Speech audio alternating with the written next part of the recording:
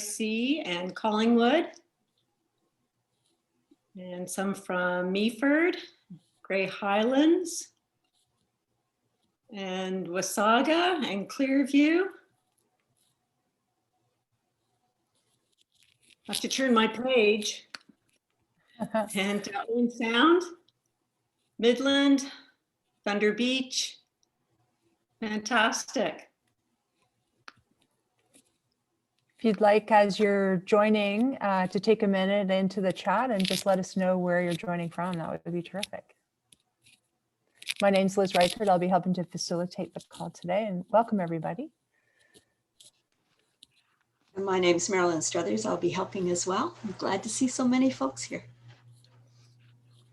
My name is Kim Harris, and I'm from Clarksburg, Ontario.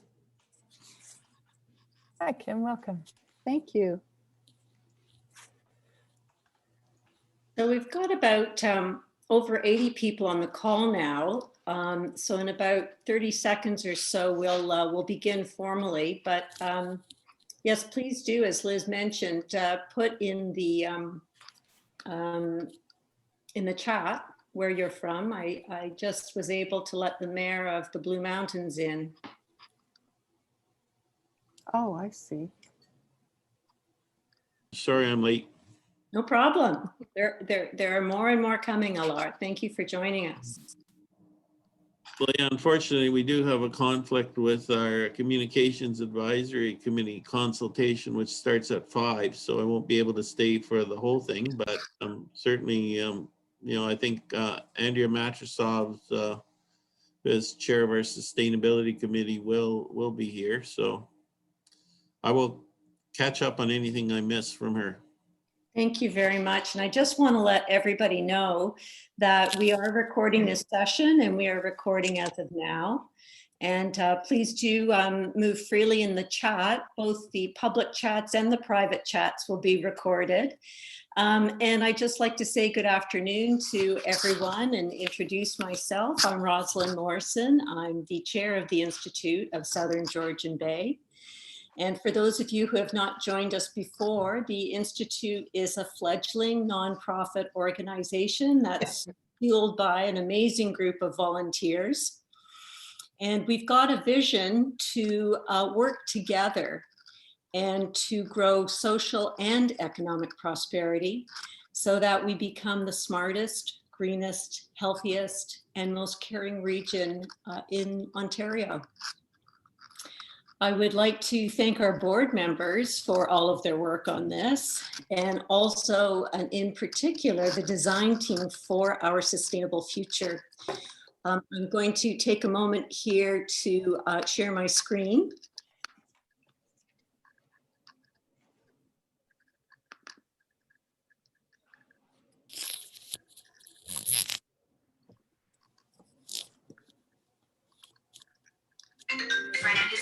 Friend and Isabel Vincent. Thanks for that reminder. I'm going to turn off my phone. The Institute, as I said, has rather ambitious vision, and I'd like now to introduce a lot of people who are working on that vision. So our facilitators for today are Marilyn Struthers. If Marilyn, you just want to give a bit of a wave. She's a longtime resident of Grey and Bruce, and she is an organizational development coach in the emerging practices of the social sector. And Liz Reichert is facilitating, and Liz is a systems change facilitator in the Blue Mountains. And we also have Brandon Houston, who we want to thank very much, who is our tech platform facilitator, and he is the CEO of the Collingwood Foundry. Our Sustainable Future co-chairs include Andrew Palmer. If you want to give a wave, Andrew, he's the project manager at Greenland International Consulting Limited, and Julie Scarcella, who is a sustainability expert. She's the founder of EcoSpecs Inc., and she is in the progress of getting B Corp certification. And if you want to learn more about that, you can find out about it on our social finance primer on our website. Also, the third co-chair is Adam Thackeray, who is a digital transformation leader who helps create organizational change, transformation in small and medium enterprises. And we also have on the design team, Catherine Daw, who leads the Collingwood Climate Action Team. She is an executive coach to small and medium enterprises. We have Yvonne Hamlin, who's a lawyer and counselor at the town of Collingwood. June Porter, who is the chair of the Joint Municipal Physician Recruitment and Retention Committee of Southern Georgian Bay, and myself.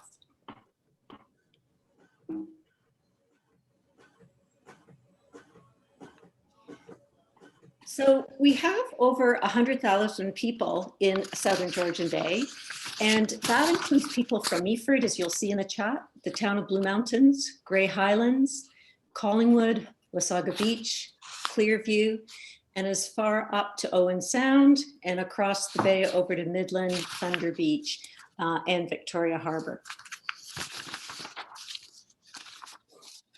And today we have, I think, almost 100 people gathered from all walks of life, nonprofit, government, business, and philanthropic leaders, as well as concerned citizens from all across that area. And more are joining as we go. The Institute, like all organizations last year during the pandemic, pivoted to online discussions. And we had a fairly significant one for us called Mapping Our Road to Recovery. We had over 200 people involved, lots of great speakers in all sectors, and we looked at 4 different topics: using social innovation to inspire regional resilience, facing the future, a collective arts strategy. And I want to pause there. And I know for me, leaning on the arts, watching Netflix, watching all kinds of performances has really helped during this pandemic. We also talked about strategic investments in municipal collaboration for recovery and how we could work together towards a more resilient, inclusive, and sustainable future. And if you'd like to read the final report, that too is on our website. So now we have this incredible opportunity. We want to build on the discussions from last year's Mapping Our Road to Recovery series. And we also want to take advantage of the important event that happened last fall called UN Habitat and Towns Collingwood World Summit. The Collingwood World Summit focused on the United Nations Sustainable Development Goals, in particular, Sustainable Cities and Communities, which is SDG Goal 11. The aspiration is that there be an annual summit. So for a lot of us, we're wondering, what is an SDG and why should we care? Well, here they are. There's 17 and they're all interconnected. We can't talk about one of them without understanding the interdependencies with several others. The United Nations Sustainable Development Goals were signed on by Canada and 192 other nations, and there's a deadline. There are milestones to achieve, and the deadline is 2030. So we thought we'd take this opportunity to gather everyone together and work together on achieving those goals. At the Collingwood World Summit, a resolution was developed by participants, and it includes 38 items, many of which intersect with the Sustainable Development Goals. So our design team had a big discussion about what would the 3 most important ones be in our view. And we thought the 3 ones that could be inspirational for our communities right now include proactive approaches to environmental challenges, sustainable, attainable, affordable housing, and connecting innovative towns and innovation districts. This is particularly important as we live in an area where rural and urban meet. So thank you for joining us on this first one, which is all about why should we build a case for a sustainable future? But I just wanted to give you a sneak peek at what's next. We would like to include discussions from chief administration officers from across the region to speak about pressing issues from their perspective and innovative solutions that they may have seen in other towns. we'd like to talk about the next economy. What is that and how can we be a part of it? We would like to invite the mayors from across the region and ask them to identify the assets we already have in place to achieve some of these milestones and what might our funding challenges be. We'd also like to talk about integrated planning and the connection of innovation districts in other jurisdictions. And we want all of you that have joined us, over 100 now, to be fully engaged. So we want lots of community engagement because we believe that if we bring everyone together, we'll be able to co-create a vision and we'll be able to achieve those goals. So Adam Thackeray, who is one of our co-chairs for this, has talked to us about how we might focus on building a community of practice, which is basically bringing all of that knowledge sharing together so that we can drive lasting change in the region. And most importantly, to have transparent feedback loops. Part of the chat today will be those feedback loops so that we can make sure we're hearing from everyone. And the call to action is that we believe that Southern Georgian Bay can meet today's needs of the planet, its people, and economic vitality without compromising the needs of future generations. And if anybody asks you, what is sustainability anyway? That's it. So now it's my pleasure to introduce the speakers for today. And I want to introduce our second speaker first. And I'll stop sharing here. And our second speaker will be Brian Saunderson, who is the mayor of Collingwood.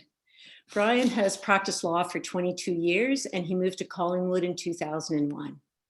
He is a great believer in the power of the individual in our communities and has served on numerous not-for-profit boards locally, provincially, and nationally.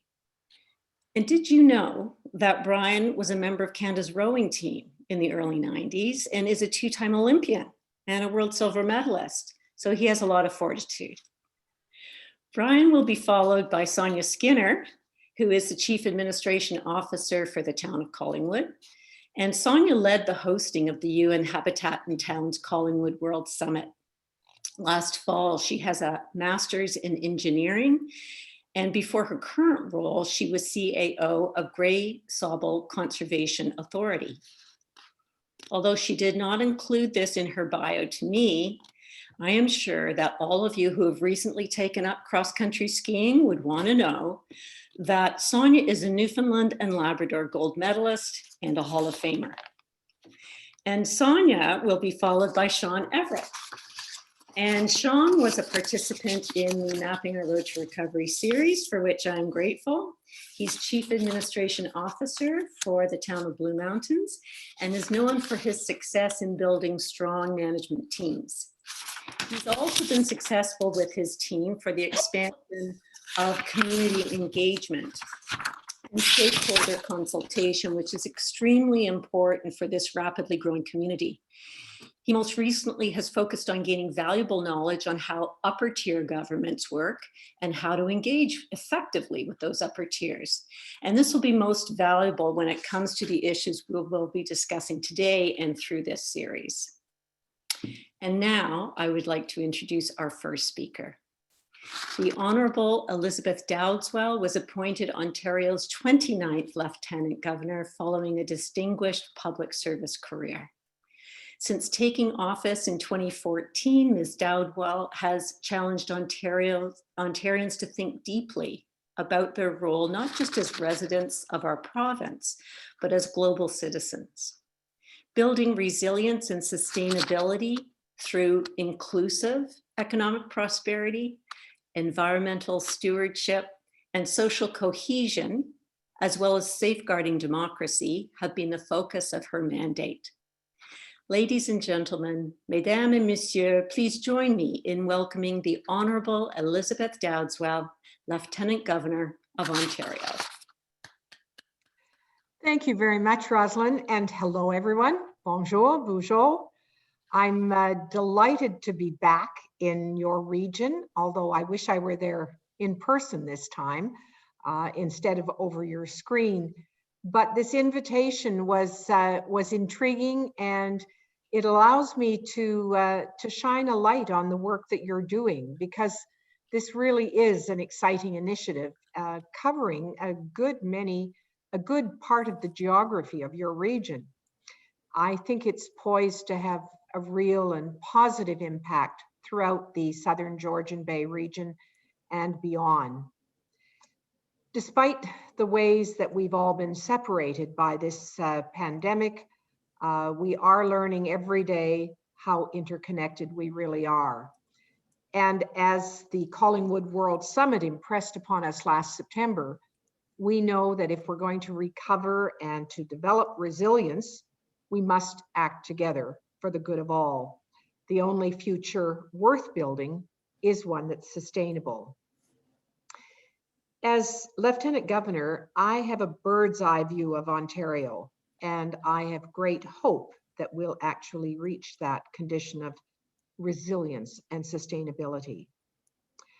Early on in my mandate, when I was traveling throughout the province and listening to people's stories of what they were proud of, what they were successful at, what they were challenged by, it became clear that Ontarians were attuned to the concept of sustainability. They may not all use the term sustainable development, but the things they talked about made me sure that they were convinced of the importance of shared economic prosperity, responsible environmental stewardship, and of course, social and cultural inclusion. And it was because of that that I really made sustainability a key priority. So to raise awareness, I've used the platform that my office provides to convene people and create a dialogue around the SDGs. I love, by the way, referring to them as the world's to-do list.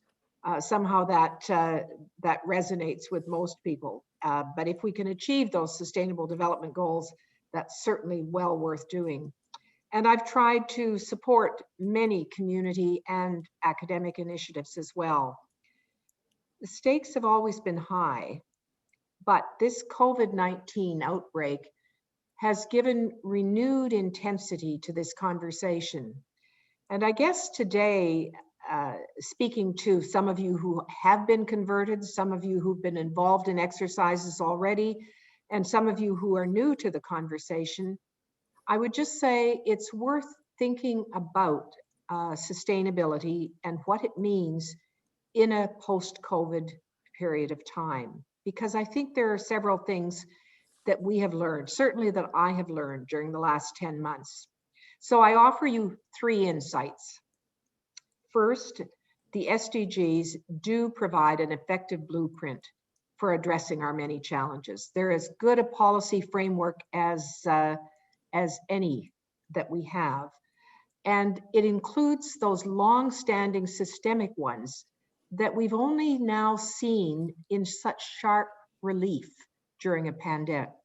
These issues that we're facing now, we always faced, but they weren't as obvious to them. The importance of the 2030 agenda for sustainable development targets has been clear, and they've always been valuable in aligning everyone's efforts. But I think what's different in the time of COVID is that we are much more knowledgeable about the needs of the most vulnerable among us in our communities and how those can be met. Indeed, we know that even before the pandemic, in a place as beautiful and popular as Southern Georgian Bay, there has been poverty and hunger. So the goals are not just for developing nations, but they're for right here where we live. And the underlying issues they address will help us both today and tomorrow. The second insight is that to attain resilience, and by that I mean, how are we going to cope with such significant and transformational change, be it geopolitical, be it environmental, be it demographic, be it technological. We're facing amazing change. And if we are going to be resilient, it seems to me that it's essential to think and act holistically and systemically.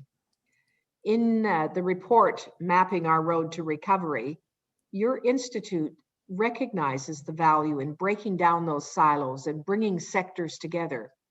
And indeed, one of the lessons that I've heard in my conversations with Ontarians is that we've seen all orders of government working together in common cause. I've heard heartening stories of creative collaborations. And isn't it wonderful that we hear talk of science-based, evidence-based policymaking? So we really are relying on groups of people that perhaps were not as evident in times past. And yet there's so much more to be done. We have to identify those fundamental linkages. And I think particularly of the relationship between economic productivity, childcare, and education, and then move swiftly to forge cooperative efforts from shared priorities. And perhaps for the first time, we will come to realize that the distinction between the economic and the social sectors is somewhat an artificial construct, because it's at the nexus of those two sectors that we really start to see the opportunity for significant and lasting change. Such an endeavor actually starts with people. And that brings me to my third insight, because I think this is the perfect opportunity for municipalities and local governments to take the lead. Citizens feel most closely connected to local government. And during a crisis, it's crucial for building cohesive communities. And if my conversations with leaders around this province have shown me anything, it is that there's a lot of building community that's going on. I think, for instance, of Collingwood's Rally Point initiative, a virtual hub offering residents online experiences relating to physical activity, well-being, and education. So long as the imperative of social distancing remains, so too does the necessity for maintaining community spirit and culture. And you will have heard Rosalind say how much we rely on the arts, for example, to help us heal. By working alongside the local museum, library, and theater, along with various community groups, the town has demonstrated leadership to address this vital need. And I know that all of you will have similar examples. So by collaborating on the to-do list, as I call it, offered by the SDGs, municipal government, with the help of local entrepreneurs and activists, can have a transformative impact across a region like yours. The dialogue this webinar series will engender presents an invaluable step in that direction. And so, on behalf of all Ontarians, I salute the leadership and the members of the Institute for Southern Georgian Bay, as well as all of the affiliated organizations, for really taking this initiative to learn about, discuss, and eventually implement sustainable programs. By thinking globally and acting locally, you're really setting a truly inspiring example. You may think that this is just what you need to do, what you should be doing, it just makes sense. But I can tell you, as someone who has a broader landscape from which to draw examples, it really is something quite exceptional that you're undertaking. So thank you for that on behalf of so many more than just your region. Merci, miigwech, and I hope you'll all stay safe and well until we're through this. Thanks very much for the opportunity. Thank you very much, Your Honor. It's terrific to hear your words and your comments and be inspired by those three key ideas. And for the audience today, it's important for you to be listening in to some of the things that are really going to be resonating for you. So as you start to hear the speakers as we move through the session this afternoon, pay attention to the things that really connect for you. I think the things that I heard, that notion of how we bring together economic, childcare, education, move them into that nexus, find the ways to really see ways of bringing that together and make a difference is so powerful. And Seeing the SDGs as a key blueprint for making this happen, I think helps give us a framework to start to think about how we organize that holistic view you talked about. Because I think sometimes you can get overwhelmed by trying to incorporate everything. So thank you very much for helping us to focus on those 3 key ideas. I think they're really important. Thank you for your time today. We appreciate you joining us. It's an inspiration. Okay, so I'm hearing my headset is making noise, so I will try and avoid that. Okay, there you go. Thank you for the tip on that. So we're going to now move to our next speaker, which is Brian Saunderson from the town of Collingwood. Brian, over to you. Thank you very much. And thank you to the Institute for hosting this event and providing me an opportunity to speak today. It's wonderful to see Her Honor Elizabeth Dowdswell here today to join us. And it's a bit daunting, actually, to be honest, to have to follow her. Such an eloquent speaker and powerful speaker. And thank you for those comments. The topic that we're looking at today is why build a case for a sustainable future? And I'm going to come at that from a municipal perspective as my role as mayor. And I'm going to borrow heavily from the Canadian Federation of Municipalities pamphlet called a Sustainability Planning Toolkit for Municipalities in Ontario.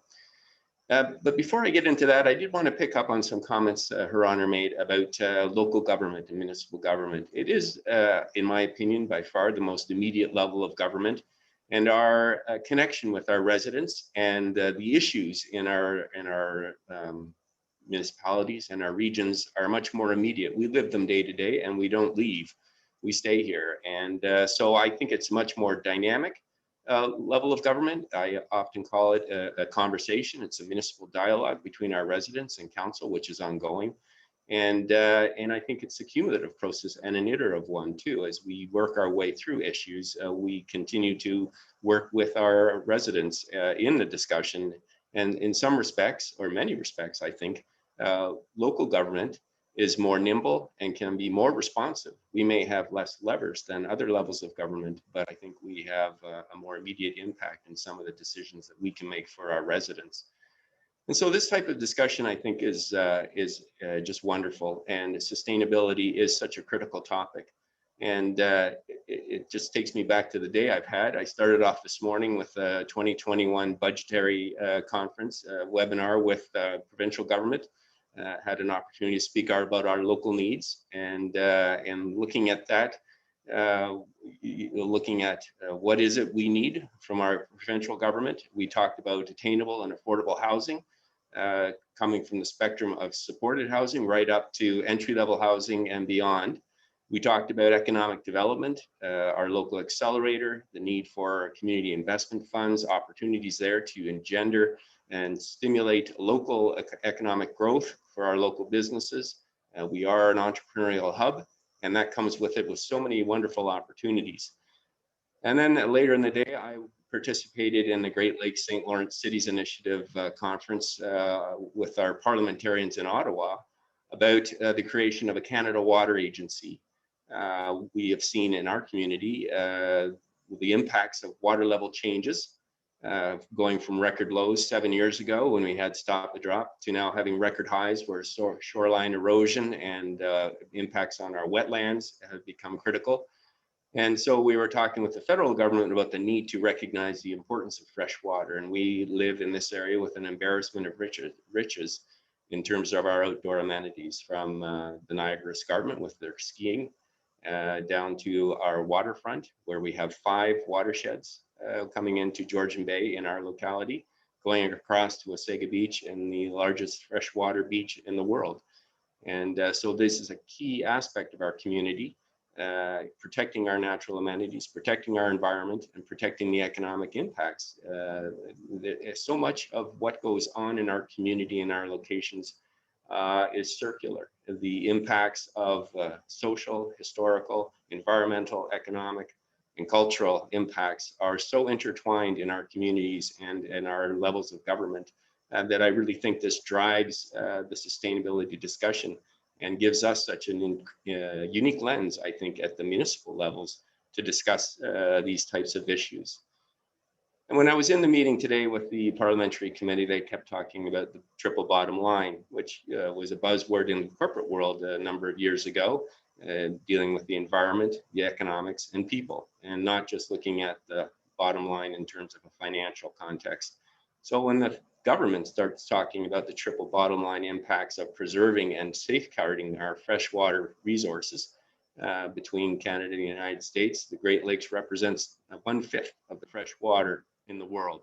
And we have a real responsibility to safeguard that moving forward. And I think we're becoming more aware of the issues.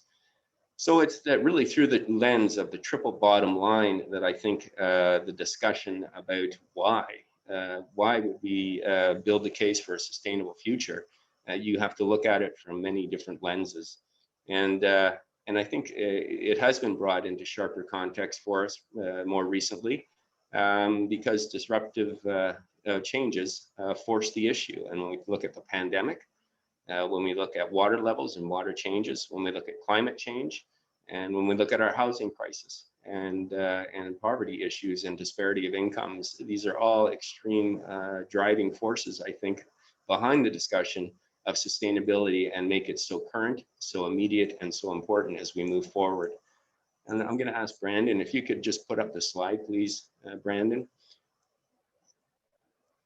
Thank you. And I'm going to talk about three aspects, I think, the triple bottom line, effectively, of why we want to encourage sustainability, why we want to create sustainable communities locally and regionally.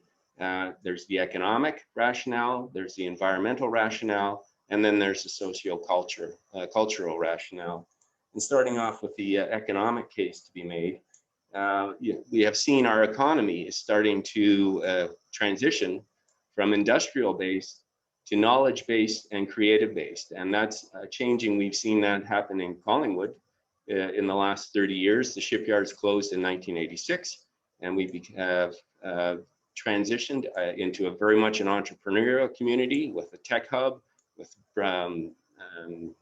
boutique manufacturing, as well as large manufacturing in the service industry. And so what we're seeing is that we're really turning into a creative economy, I think, where the market for the labor force that we're trying to attract is not simply motivated by money. They're also motivated by the quality of the place they live in, the affordable housing, affordable lifestyle, creative design, energy, transportation, and natural amenities. And we in this region are very blessed that way, and we have seen our workforce start to change to reflect that. And at the bottom line is, from that perspective, those centers that can make sustainability related goals their priority will attract investment, talented workforces, and economic growth.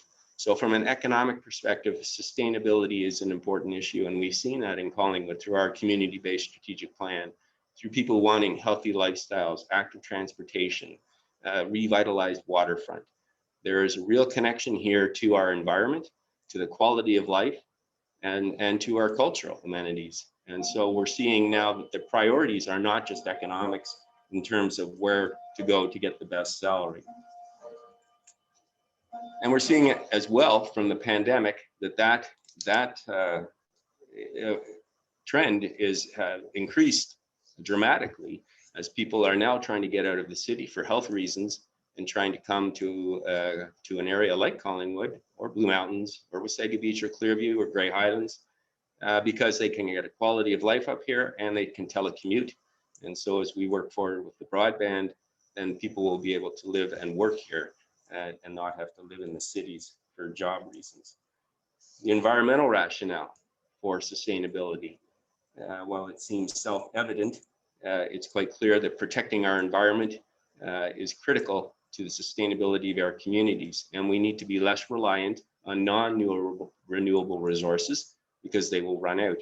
And what we have to be focusing on is renewable energy sources, electrification, solar power, ways that we can reduce our carbon footprint, ways that we can take care of our waterfront and our ecology and our environment to make sure that we are protecting this natural amenities for generations to come. And certainly in the Indigenous world, they speak 7 generations down the road. So we need to be custodians of this beautiful area to make sure that it is sustainable and safe and thriving as in 7 generations as much as it is today. And there is really an interdependence, the inseparability of economic viability and environmental health and societal well-being is really at the heart of sustainability. And I think the slide that Rosalind put up does accurately summarize what sustainability is. And we are given a unique opportunity up here with the transition that we're going through to confront some of these issues and really drive sustainability to make this area towns that are resilient, sustainable, safe, and inclusive. And I think you can look at this almost through a corporate lens, much like a shareholder. If we are looking at the triple bottom line, what is it that our residents want? If they're our shareholders, what is their return on investment? What is it that they're getting to pay into our community through their taxes and through their participation? Are they getting a good return on their investment? And finally, there's the cultural case. And while that may be a little more elusive, I think if you tie that with social aspects, it becomes no less important. And so we have to be aware of the type of lifestyle we're providing to our residents. Is it equitable? Are we able to house all of our residents and make sure that all are safe and being cared for?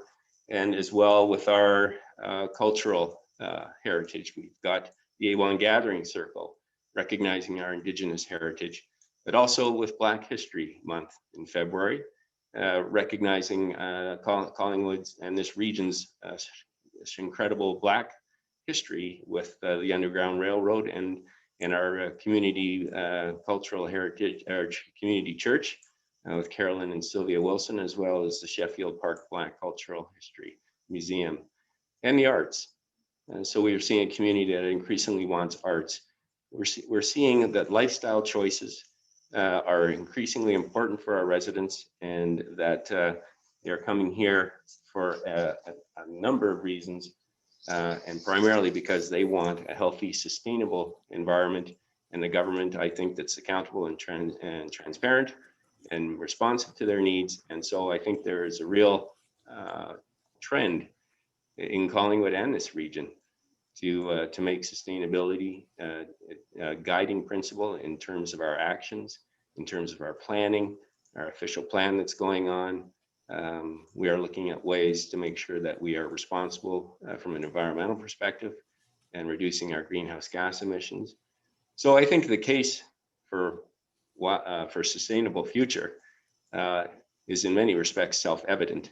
And as they were saying today at the Great Lakes conference, the Parliamentary Conference on the Water Agency, if we now know the why and the what, we now have to dig down and find out the how. How do we get there? What do we need to do? And so I would say that I think we've got the what and the why. And now the responsibility for us locally and regionally is to figure out the how, so that we move forward progressively and in a sustainable way for the 7 generations to come. So thank you very much to everyone. And it was a great opportunity to speak to you today. Thank you, Brian. I appreciate the sharing of that framework. I think it gives people, a good context for the how, the why, but getting into that how is going to be key as we move forward. And again, listening for some of those ideas about how we might move this ahead, I think is going to be really key for what we're doing. Given the timing on this, I'm just going to keep moving right ahead and introduce our next speaker, who's going to be speaking for 5 minutes. I'll just remind you about that. We're trying to keep it so that we can include lots of time for participation with our participants on the call today. And we will be moving to breakout groups after the 4 speakers have had a chance to share their inspiration ideas. So over to you, Sonia. Thank you very much. I am delighted that this event is happening and have a few brief thoughts for everybody. My views on sustainability are very strong. I believe that there's simply no path forward without sustainability. Um, um, you can think about the earth as being used up, trashed up, and then and thrown to the side, but we all know that that's not possible. The sooner that we and many others agree on this, the sooner we can act. And I believe that sustainability is not only meeting our needs without compromising the future, it is much more. It goes hand in hand with a better and brighter future for me. And my why about having these conversations and why they're important is actually more about the how we broker agreements on sustainability that will lead to decisive action. And I'm going to talk about this at a high level from the perspective of a civil servant. So just to add a bit of framework, how does this civil service side fit in with, for example, the mayor who had just spoke? So he's the head of council as a whole. Council gives publicly voted direction to one person. Council members are elected and of course accountable to you and the people who elect them to represent them well. And then they give direction to one person, which is me. I'm hired by council in Collingwood. And my job literally depends on council's assessment of whether I'm delivering on their priorities. And so we're very different in the sense that staff are delivering, and we're always looking at the alternatives. We want to fulfill council's direction, and we want to provide them with expert advice, clear, clean, expert advice. And to further complicate things, most people understand, certainly pretty much everyone on the call today, that we have our local government level and also our county municipal level, which would incorporate several local municipalities. But most of our governance doesn't intersect on a lot of these things we've been talking about, although land planning might be a good exception. And we're also segregated by a county-specific division of duties. So waste collection would be over here at the county level, paramedics at the county level, long-term care, a lot of things then will be at the local government level. And on top of that, we have the boundary between Simcoe and Grey counties. So that's running between Clearview and Collingwood on one side, and then of course, Grey Highlands, Town of Blue Mountains, Meaford, and others on the other side. So that's the context when we're trying to make these decisions and get to the how. And so for many good reasons, there are rules in place for municipalities. We have procurement rules that are meant to make things fair, to make things cost effective.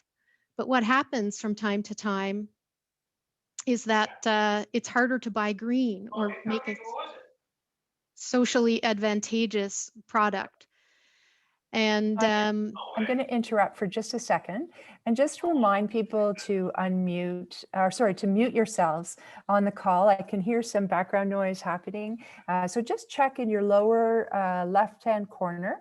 There's a microphone there, and if it's green, you should click it and make sure it's muted. Thanks very much, and back to you, Sonia. Thank you. I was wondering if that was me, and I'm glad that it's not. So there are good rules in place for municipalities for good reasons. But I think our conversation here today, one of the whys why it's so important is because we need to start talking about what's a bit of a different paradigm. How can we be more effective? How do we bridge between the juncture of private and government initiatives to make it easy for decision makers like councils to know that items are broadly supported? And do that without giving up accountability for public funds. So I think there's two limiting beliefs that we need to get beyond. One is that local governments can pay for and internally deliver all the advice and supports they need to push forward. That's just no longer true. We can't do it all, and we need people like the very smart people on this call to advise us and to advise council on how to move forward. So it was a great recent example, Collingwood's COVID Economic Recovery Task Force. And what they did was they provided with members from council, from the business community, and from staff some recommendations to council. And then we did a secondary review from the staff's perspective. And I think that council appreciated that dual perspective or two lenses for them to be able to jump from that to their decisions. Second limiting belief, there's only one slice of pie. There's not only one slice of pie. I think that a number of people on the call today are starting to talk about social enterprises and other opportunities. It's not just about what government abilities are out there. It's about how we help each other to understand moving forward in a sustainable way. And I'm going to channel Oprah briefly to give you some things I know to be true. And I think I'm going to repeat some other people who spoke. Goodwill and relationships are the foundation of exceptional collaborations. Change has to happen at the level of towns, and that means here with us. And the keys to success include council's agreements on our goals and how to measure them. And I think it is up to groups like this to help us to figure out what success means broadly across our multiple local municipalities by thinking this through and leading a conversation like today. How else could we get 100 people together from this many municipalities to think about what we need to do together? I know there's some great indices out there for measuring success, the UN Cities Prosperities Index and the ISO data standard for cities are a couple, and I'm hoping we'll have a good conversation about data to come. Thank you. I really look forward to the input I'm going to hear today, and I hope that these tidbits about paradigms for sustainability from a local government staff person will be helpful as we figure out our hows. Looking Thank you forward so to it. much. Thank you so much, Sonia. I'm sure those tidbits will be extremely helpful as we move forward.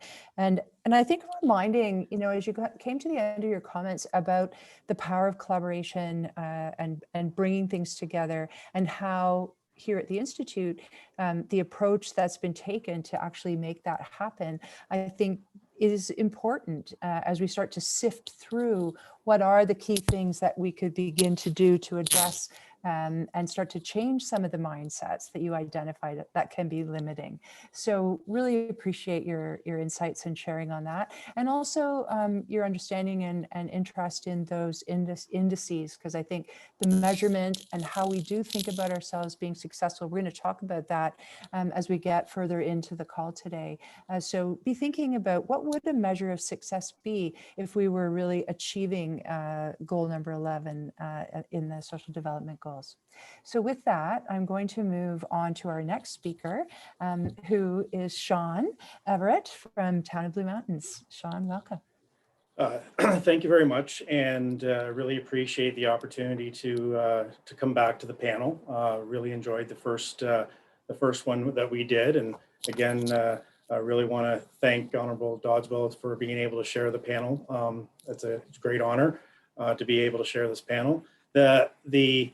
From a Blue Mountains perspective, I think the key thing when we talk about sustainability is we try to ingrain it into everything that we do, and just understanding about the Blue Mountains is a growing community that has significant pressures from development, and just how it ties into the natural amenities that we have, whether it be the Nottawasaga Bay and Georgian Bay to the escarpment, to everything in between, all the tributaries and the rivers. And the town council in 2020, we went through a corporate strategic plan that was an internal process that we did internally. We didn't consult it out, and we really wanted to make the corporate strategic plan our plan and our guiding document. And what we tried to do was ingrain into that document the pillars of sustainability, and between our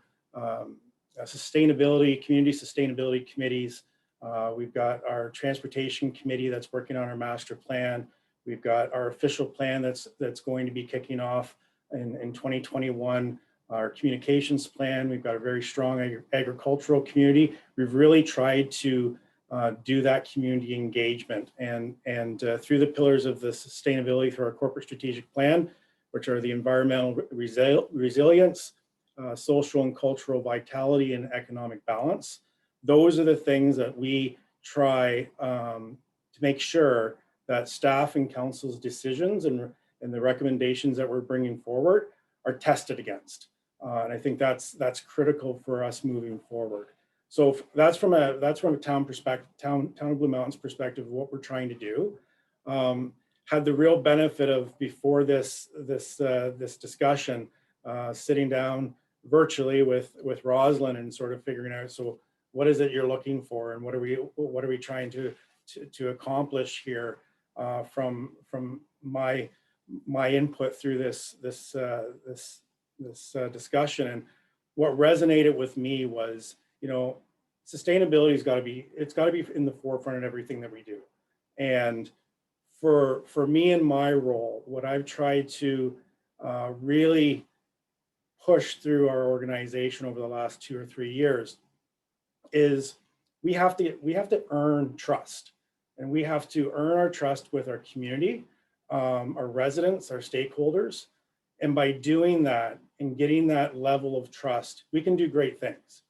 And ultimately, and I've got to thank Mayor Sanderson for making that offer through council to join the mayors together. I think that's a huge piece that I got out of the last time that I was on the panel was, we talk about, and I talked about how important it was to have these regional discussions and break the borders down of municipalities and counties and really gain traction.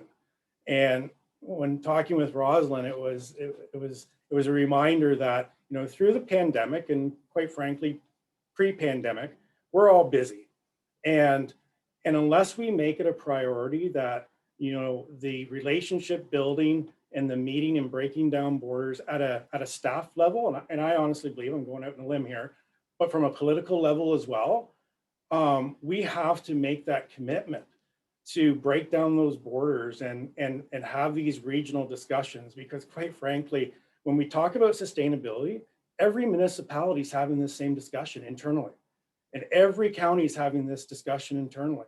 And until we sort of come together and figure out how we can work together to really gain some momentum, and I'm a big proponent of getting a couple of easy wins and get the momentum.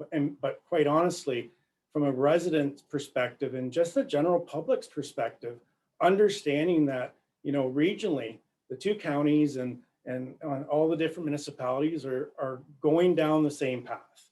And we're all in it together. And yeah, we may have differences along the lines, and we respect that.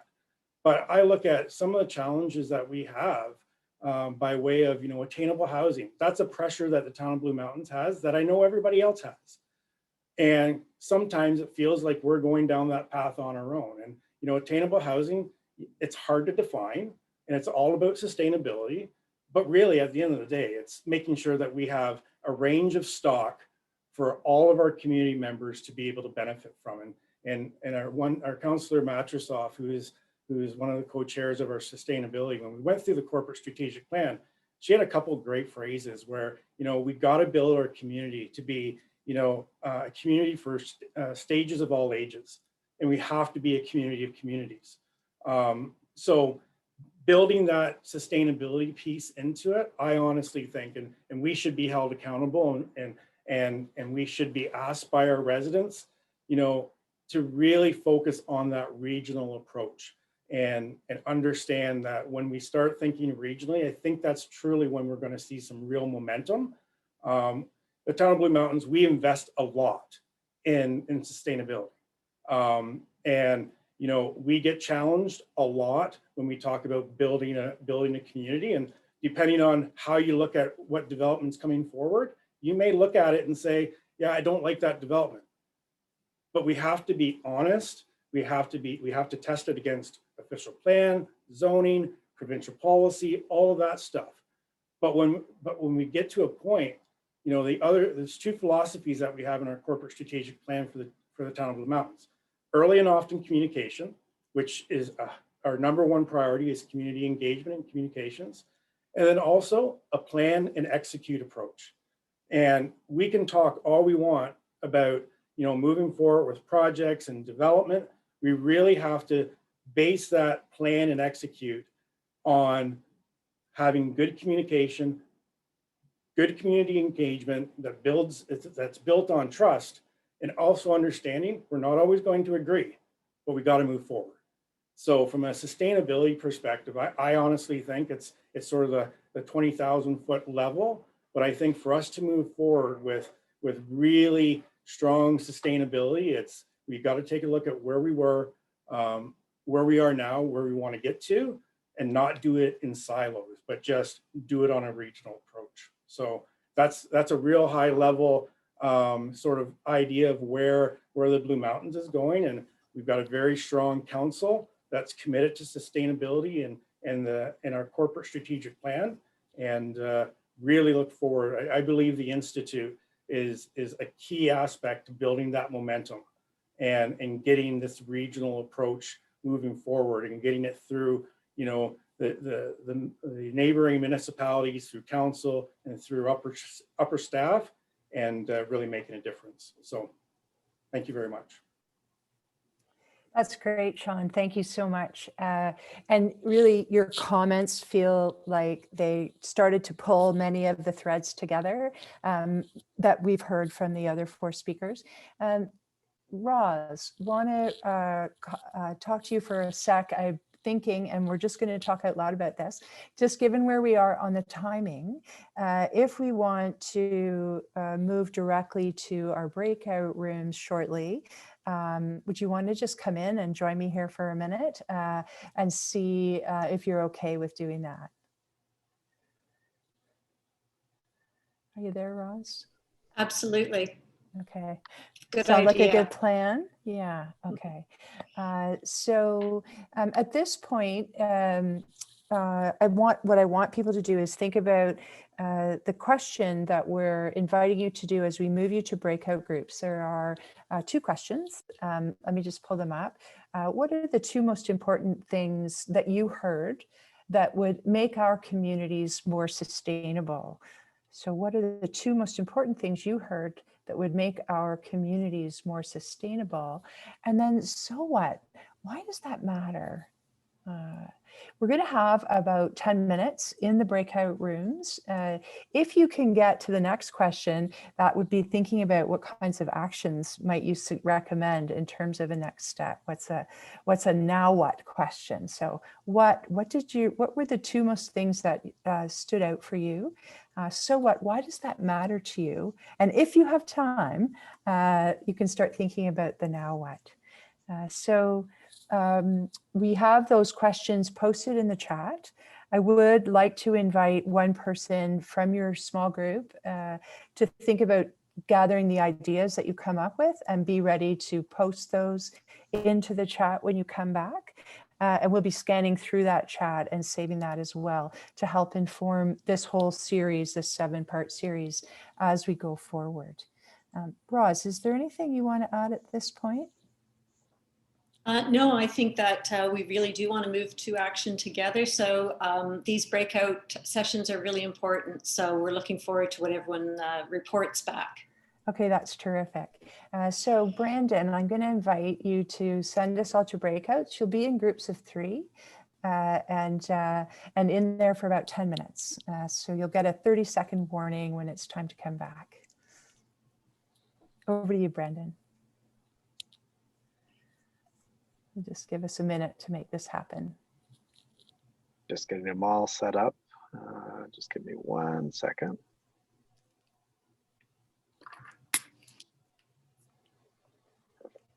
There we go.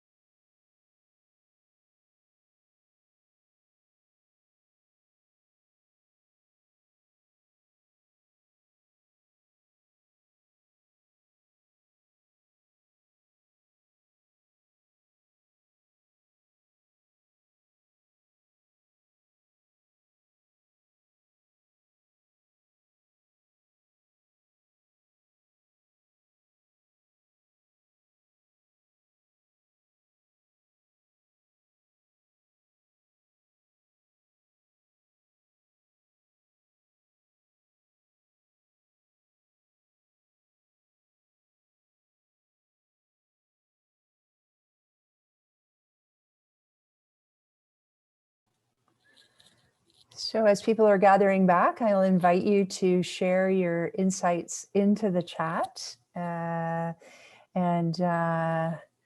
I'm wondering if you wanted to share the conversation I had with you as I'm starting to realize I'm moving back into the facilitator role here. So things that were stood out for us were collaboration, and that it impacts everyone and that we need to take a holistic approach. So I'll invite people to share your comments into the chat now.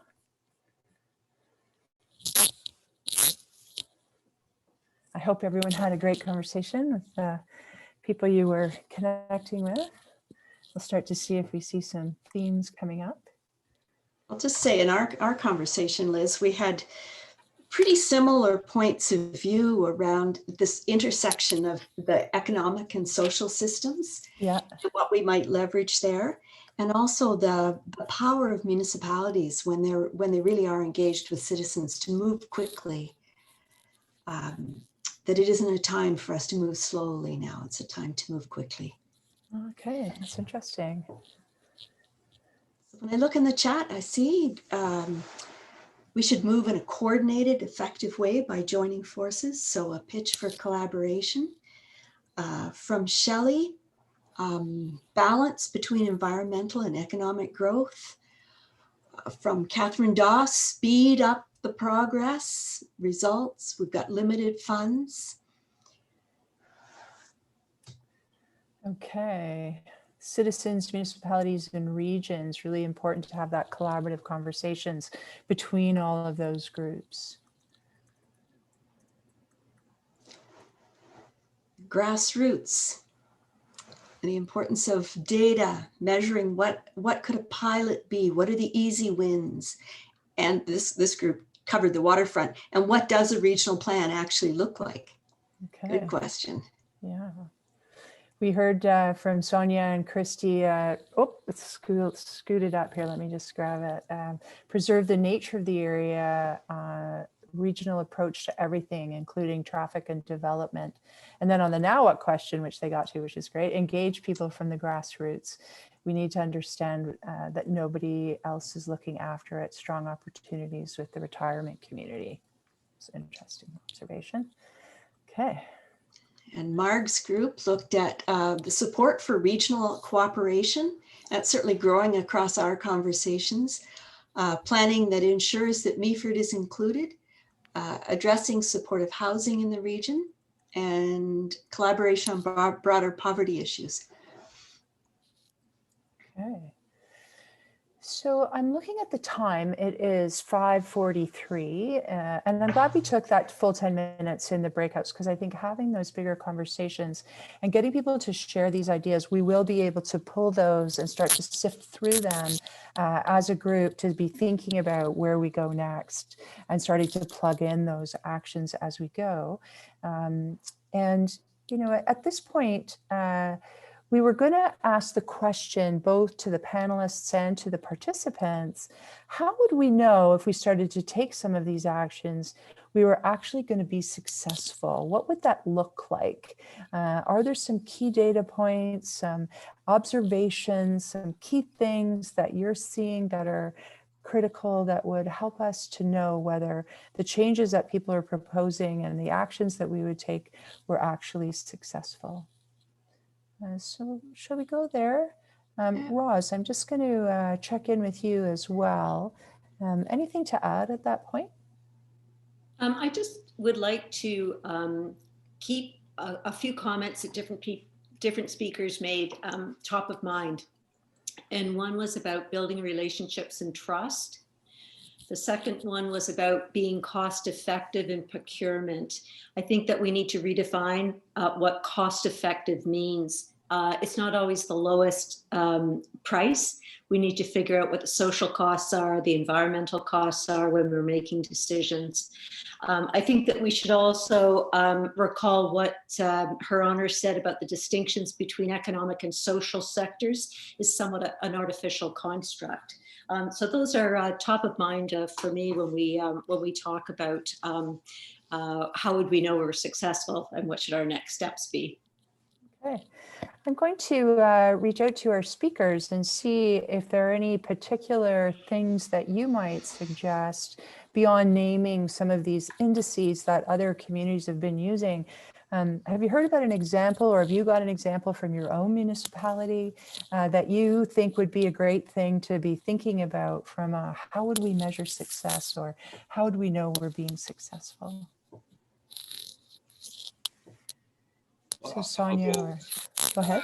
Yeah, thank you. Sonia mentioned this in her comments. One of the metrics that we've looked at is the City Prosperity Index, which is the UN habitat way of measuring. And so we've been looking into that. She also mentioned the ISO, and I know her honor, Elizabeth Dowdswell, is familiar with that because I was at a discussion or event she put on when there was a talk about the ISO, and they have particular aspects that they look at across the dashboard.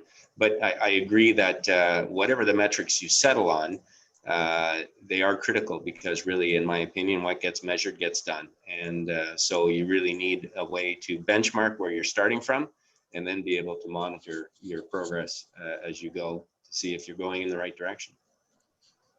Great. Shawn or Sonia, is there anything you'd like to add to that? I think from a staff perspective, a couple of things would be, seeing the increase in the community engagement and getting that community buy-in. I think ultimately would be a good factor to consider.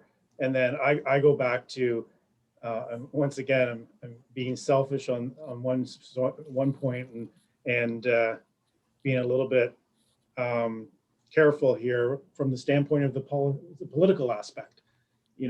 Having witness to the municipalities coming together and at a council level. And I know Sonia and I both had numerous discussions over the last number of months about, moving forward with ongoing discussions and pulling other municipalities in.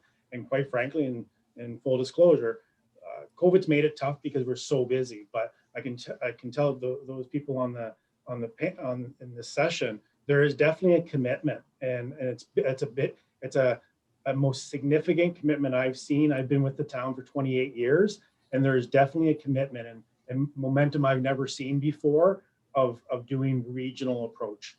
So it's pretty promising. And then from a Blue Mountains perspective, we've got a great momentum going with the development of a new integrated community sustainability plan, and a very strong group working on that. So our measurables coming out of that, I think will be very measurable and being able to test successes and wins against. So that's just my thoughts.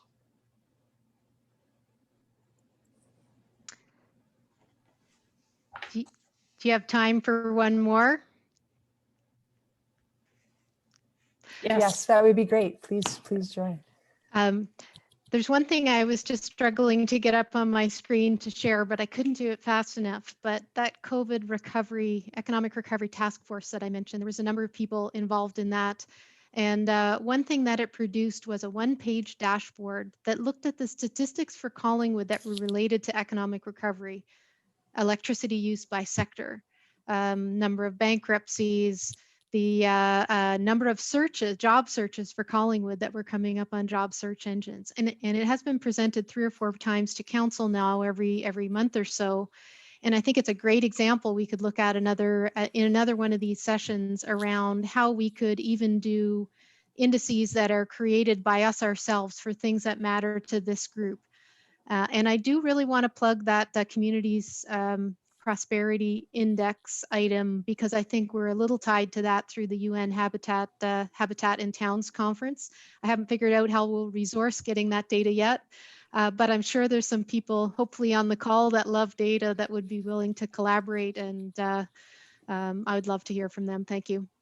Sure, that's great. And I love the idea of having kind of a single page dashboard that would make sense for everyone, and everyone in the community would be able to see how progress was happening, or, you know, unfortunately, if something started to slip, what would that look like? And I think that if everybody knew what that was and had a way of doing it, I'm sure there's also a way that we could imagine allowing for regional priorities, and then, you know, local towns within, you know, are there subsets of those things that are really matter to local towns and villages within the region? Because I think if everyone can find the thing that matters most to them, that they're most passionate about, in my experience, that's when people really step up and really start to make things happen. Roz, are you wanting to comment on this, or Marilyn, or are you seeing some other suggestions about? Yeah, let me just give you a couple from the chat here. There's lots of good thinking going on.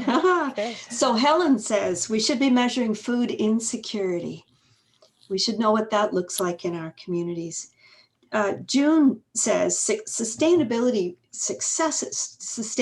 really means that an initiative lasts beyond an election term, that it moves beyond the politics of the moment. Julie suggests that pilot projects can really help to develop appropriate measures. And Kate warns, beware the city indicators, that are we city enough to be able to be picking up a set of city indicators? And she also references the Canadian Index of Wellbeing as a possibility. And Kathy suggests we develop a visual representation, really what you were just talking about, Liz, a visual representation of how we're doing regionally economically, something that's easy to see and people can engage with. Love it. Those are great ideas.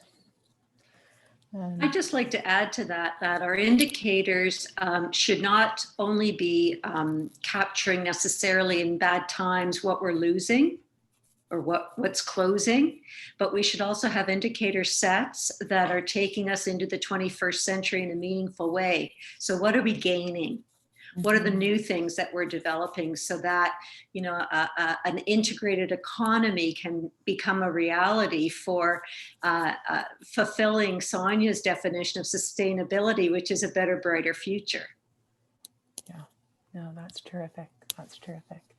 Okay, so I think we'll move now at this point, Roz, to thinking about where this series is going next, what will happen with the materials that have been shared today, with all the people who have been able to be a part of this call, which has been terrific. The number has been really terrific. And so I'm going to just pass it over to you, Roz, and let's hear what's next. Great. Well, please put in your day timers. March 10th, Wednesday, March 10th at 4:30 p.m. That will be the next event. And we're hoping that we will have the chief administration officers who have joined us today, along with their colleagues in other municipalities in Southern Georgian Bay, talk about alignment, talk about some of the pressing issues that are on the table. Shawn mentioned they're all talking about the same thing, and I believe you. And so our opportunity here is to get those on the table and to talk about how do we align our talent, our knowledge, our pools of resources, because the pot is not finite. There's a lot of money in the world. As an example, municipalities spend $50 billion a year collectively in Canada to procure goods and services. We can think about what a social advantageous matrix looks like, or an environmental advantageous metrics look like on those things. It's called social procurement.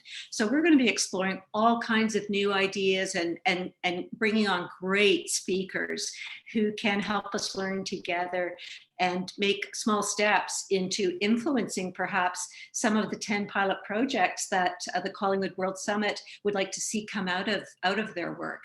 So that's Wednesday, March 10th. The chat is going to be saved. This session is being recorded. I'd like to thank all of you who participated. This is really wonderful work that we're doing collectively. We're co-creating our vision of the future, which is what we need to do so that it sticks. And the idea of doing it for 7 generations, which is what Brian spoke about, is really very important. Have I missed anything except for big thank yous to our wonderful speakers. Her Honor, the Lieutenant Governor, had to move to doing constitutional signing of official documents at 5:30. So we lost her, but we so appreciate her comments as she opened our session. Sonia Skinner, Sonia, thank you. Always a pleasure to hear your point of view. Brian, thank you very much. As one of the mayors that we hope to invite for a future session, I think you laid that framework for municipalities out quite beautifully. And Shawn, everybody in the chat is commenting about your straightforward approach to really what's going on. How do we ingrain this into our frameworks? And how do we build that trust in those relationships, not only with each other, but with all the stakeholders as we move along? Thank you, Liz and Marilyn, for your wonderful facilitation skill sets. Thank you, design team, for making this possible. And again, all of you who joined us, please, we hope to see you on March 10th. Hey, that's great. And that means we're going to wrap just before 6 o'clock. So we're bringing it in just under the hour.